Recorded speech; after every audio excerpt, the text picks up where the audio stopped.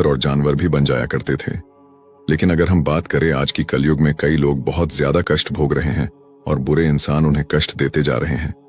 वो उन्हें श्राप देने की कोशिश तो करते हैं, श्राप देते भी हैं, लेकिन श्राप का असर नहीं होता।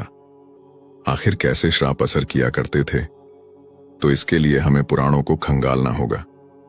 लगभग सतयुग से ही श्राप का असर तब होता था जब श्राप देने वाला ज्ञानी हो, यानी कि ध्यान से उसने अपने अंदर वो शक्ति जमा कर रखी हो, इसी के साथ उसने कोई भी बुराई ना की हो। सतयुग में इंसान ऐसे ही हुआ करते थे। वो ध्यान लगाया करते थे, अपने शरीर पर पूरा नियंत्रित पा लिया करते थे और ऐसी शक्ति शरीर के अंदर जमा कर लिया करते थे जिसका इस्तेमाल वो अच्छाई के लिए किया करते। ऋषि मुनि इन्हीं शक्तियां का इस्तेमाल लोगों की भलाई के लिए किया करते थे और लोग भी उस समय अच्छे हुआ करते थे। लगभग हर इंसान ध्यान लगाया करता था, इसीलिए दूसरे के मन की बात पढ़ लिया करता था।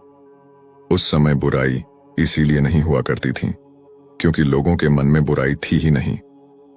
फिर भी कुछ ऐसे मनुष्य थे जो बुराई किया करते थे और जो अच्छे मनुष्य थे जिन्होंने कभी बुराई नहीं की होती थी, वो जब उन्हें श्राप देते थे तो उसे श्राप का असर जरूर होता था।